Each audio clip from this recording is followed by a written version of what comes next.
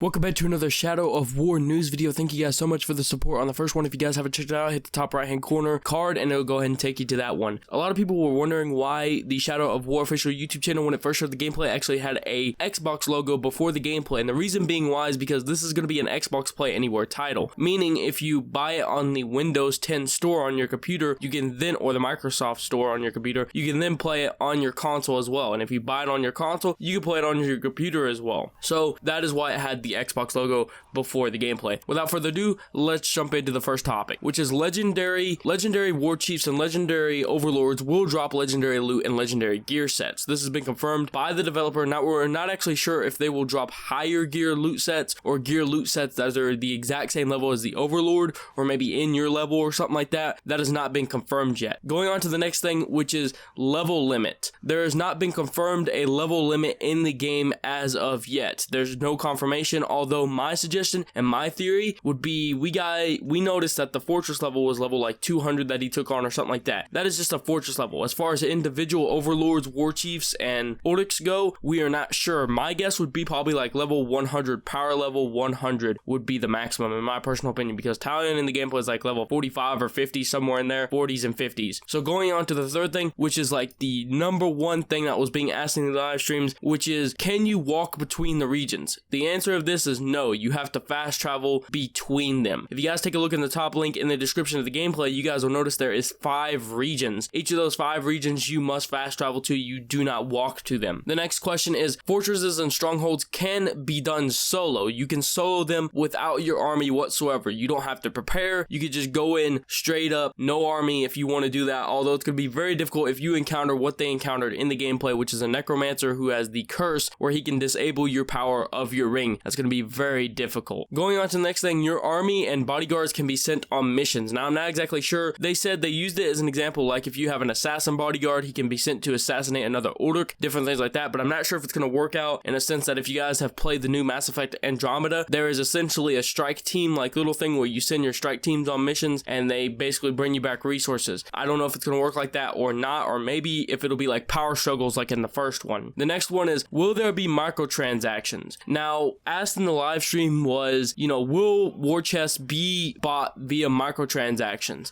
And it was actually answered. They answered it, but they kind of dodged the question. They said that they're not putting any paywall stuff behind those war chests. They're not locking off any of the game. They're putting better items in them, essentially is how it works, is what I'm going to guess. That's just my personal guess right there. But they did say that they're not locking off any of the game inside of these war chests, which leads me to believe they probably are going to be bought via microtransactions. Basically, buying these will guarantee you better loot, different things like that. We're not sure if like in a war chest comes an elite, Orc or war chief to help you or something like that. We're going to see how that goes. Next is different elemental regions. It's been confirmed that each region will be different in a sense. If you guys take a look again at the gameplay in the top link in the description, if you guys take a look at the regions, there's basically a volcanic one, a frost one, and different things like that. Now, depending on which overlord tribe, okay, depending on the overlord that owns that region and the tribe that they're in, okay, all right, depends on how the fortresses and strongholds and enemies that you encounter in that area will look, okay, all right. So that has been confirmed. A next thing was, a lot of people were asking if, what are exactly fortresses? And fortresses are actually the end result. Like, you have to first build up your army. After you've built up your army, okay, then you're able to go take on the fortresses. The fortresses are kind of like the main bosses of the game. I'd imagine how it works is the fortresses are like the main boss. You got to take out all the fortresses before you can take on Sauron, is essentially probably how it's going to work. And then after the game, your fortresses can actually be taken back. So that is another thing I want to kind of lean into a little bit, is fortresses can be taken back. The enemies can take it back from you. However, they are saying and have said that it's a little bit difficult to balance, because they want to make sure that when you beat the game, you still have stuff to do, and